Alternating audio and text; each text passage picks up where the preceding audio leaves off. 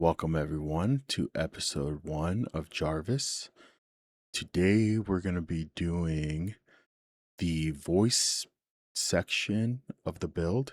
I don't really see a whole lot of people like walking through these steps, and I thought it would be a good opportunity to show everyone how I go through the process, how I kind of think about stuff, and how I work with Claude. This isn't really like complicated, and Claude handles it fairly well in the chat. So we're not going to be touching Claude code just yet. I think that comes after the series. So that's what we're really building is the skeleton of Jarvis, and then in later episodes we can build on top of it, have it do cooler stuff, but really we just want to get the foundation right.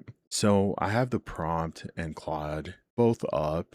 um you can find the prompt in the description. I'll go ahead and paste that in there, and yeah, let's get started. So I'm going to take the prompt.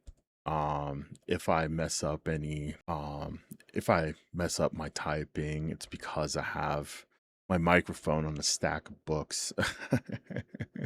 So you guys can hear me properly. And yep, so I just went ahead and pasted that, and let's get started. Okay, let's see what he says. So the first thing we're going to do is install Python. Go ahead and read the screen if that's what you like to do. But you can just go ahead and click on that. Open link brings up the latest. Let it download. Okay, come on. Then open file. And I'm just gonna exit out of that. And here we are. So one thing to keep in mind here is the add check to path, but this looks like a newer installer than what he's used to.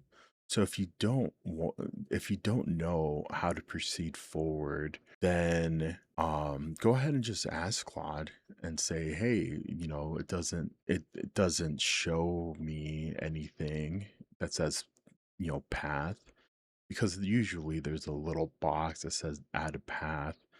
So let's go ahead and do that and see what he says.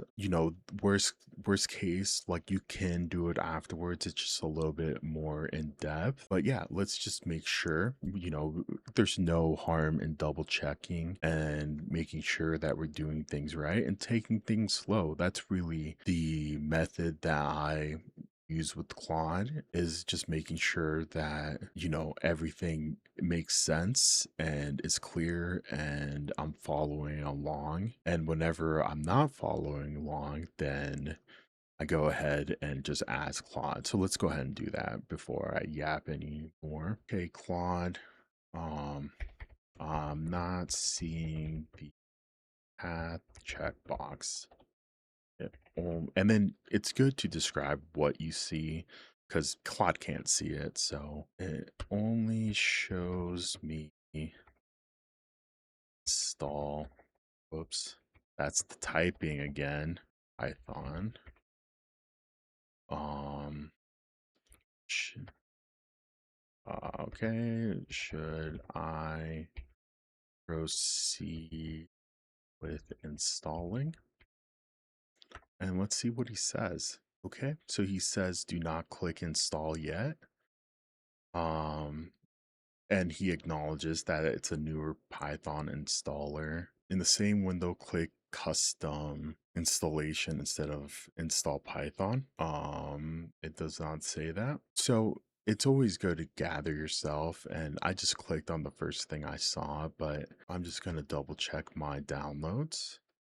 And the thing that I'm noticing is that it says Python manager instead of a download. So let's go back and see if we can get the standalone. And there it is. And now I see the add Python to path. So I'm going to check that. I'm going to exit out. Usually I give them confirmation and I tell them the path I was on.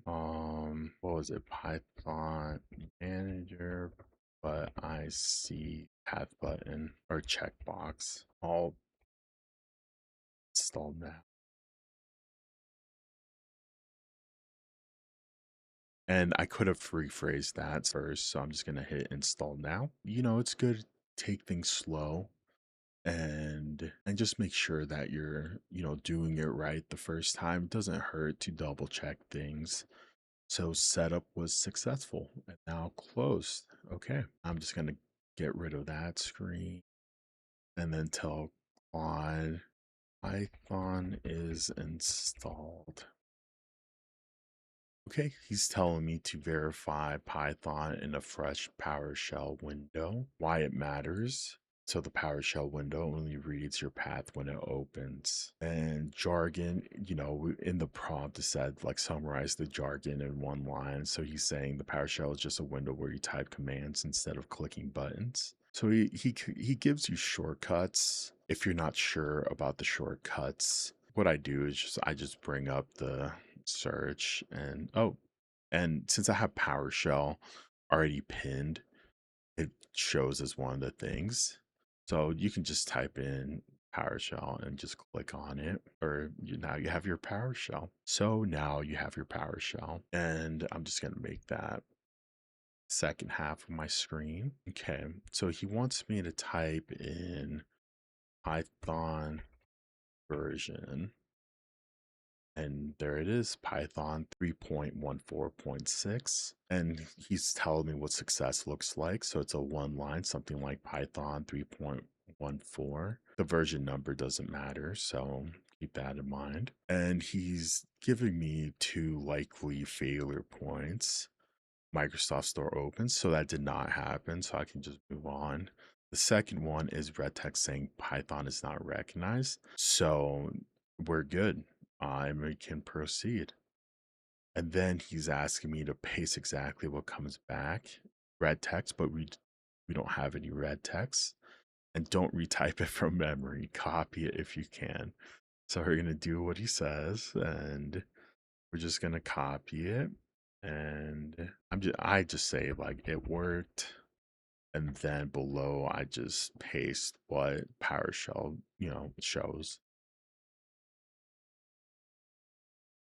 And he says that's the hard part. So if you're at this stage, then you have overcome the hard part. So that's good. So in the same PowerShell window, type this and press enter. I typed in Python version. However, like it's always good practice. If he gives you something that looks like this, you can just copy it and then paste it in. So it's typed correctly. So we just go ahead and just hit enter. Now it's downloading. And while and that already downloaded. And then here it shows us what the success looks like and successfully installed com types. So what he's referencing is this section right here, installed collected packages, and tells you everything that's been installed. And then it says successfully installed here. So that's good. And then he's asking me to paste the last few lines of the output, whatever color they are. And, he doesn't really need this. He's really looking for this. However, if you're unsure, because it says upgrade pip, but it's not something that we need to do. But if you have any questions about anything and you want that included in his response, then just select all of it. So I'm just going to select that section, copy it, and then I'm going to paste it, and boom, and that's it. And now he's interpreting the pip package there. So he recognized this section, and he'll likely tell me that, it's not to just ignore it. Both notice lines are pip talking about itself, ignore them. That's what we're going to do. 4 of 7. Prove your computer can make a sound.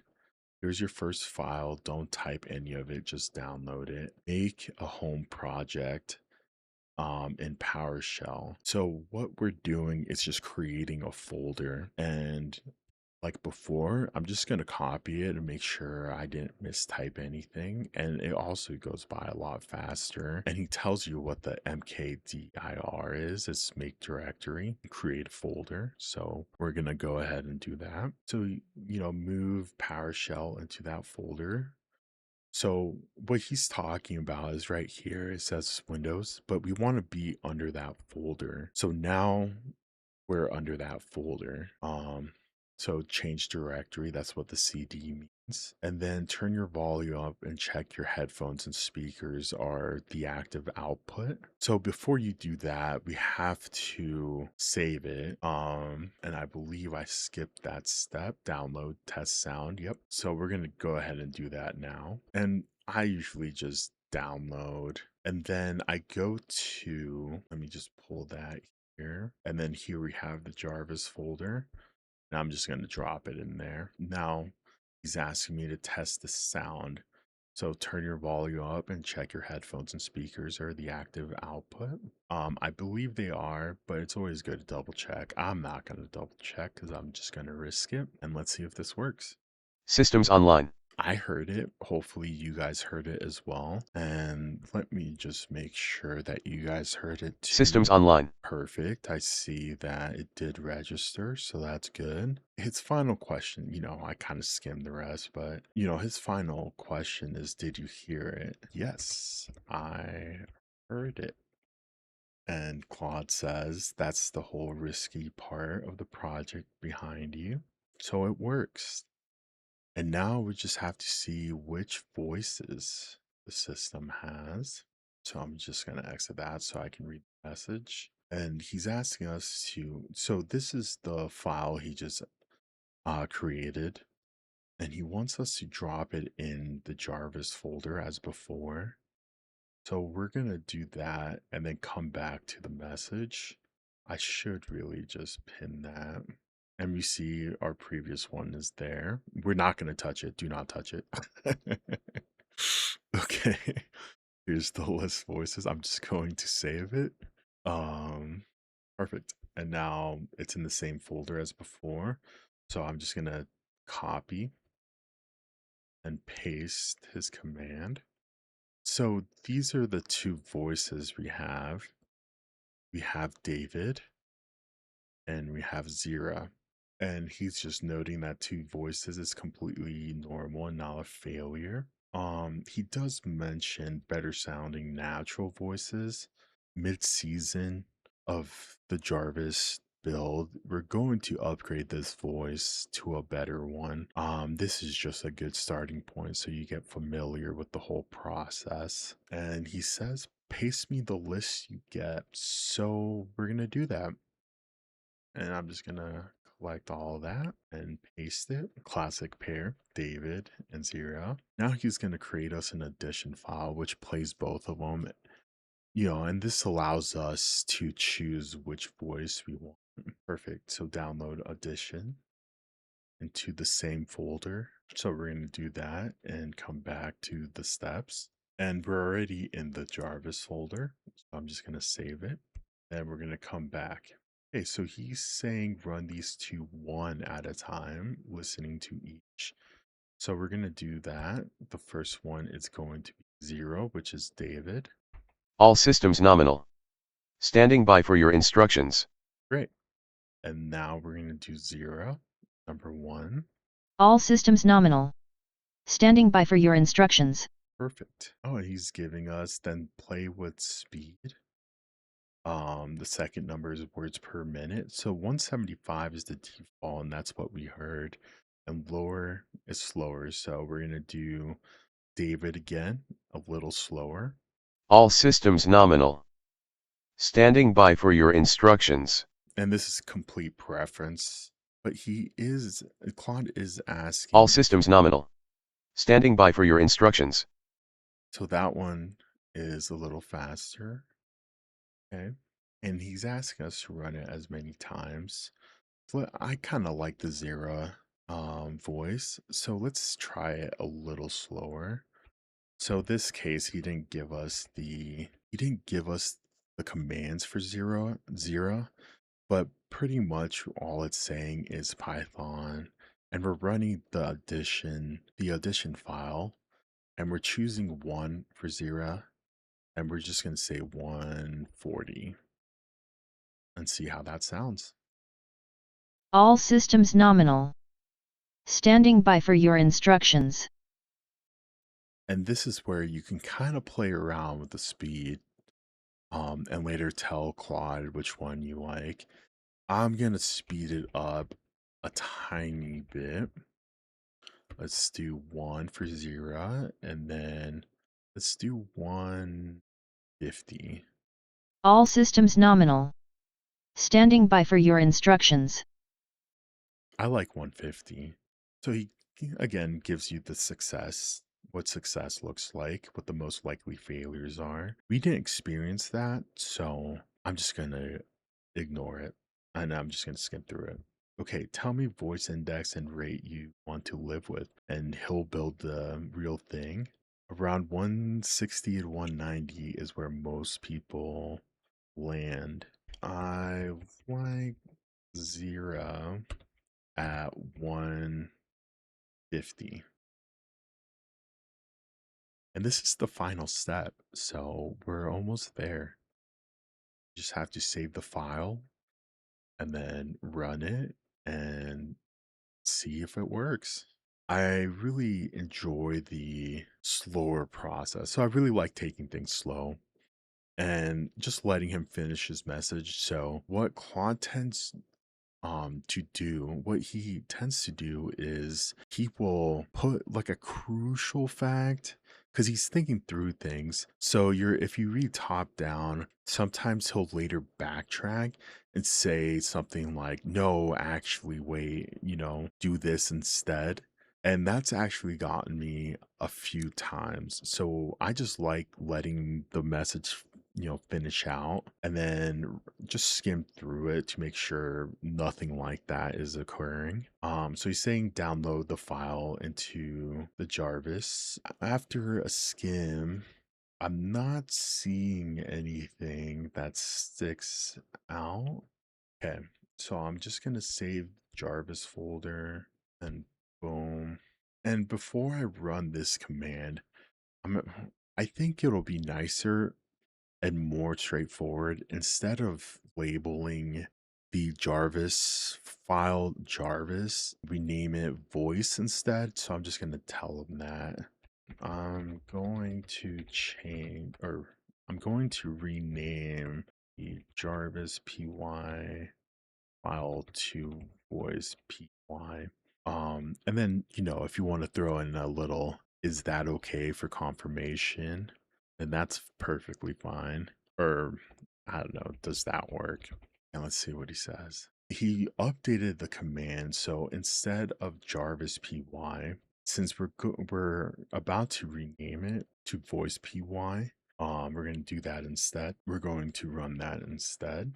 Okay. And here's the Jarvis folder, and we're going to just rename that real quick to voice. Perfect. And now I'm gonna minimize that. I'm just gonna copy and paste. Systems online. I am listening. Okay, so now you type anything you want. So I'm just going to say hello. Hello. And now your Jarvis has a voice. That's it. Go ahead and play around with this a little bit. Right now, it's just parroting what you type, but as we progress through this, that your Jarvis won't just parrot and will speak to you. So the next episode, we're going to give your Jarvis ears, and it will be able to hear what you say. And then for episode 3, we're going to attach a brain.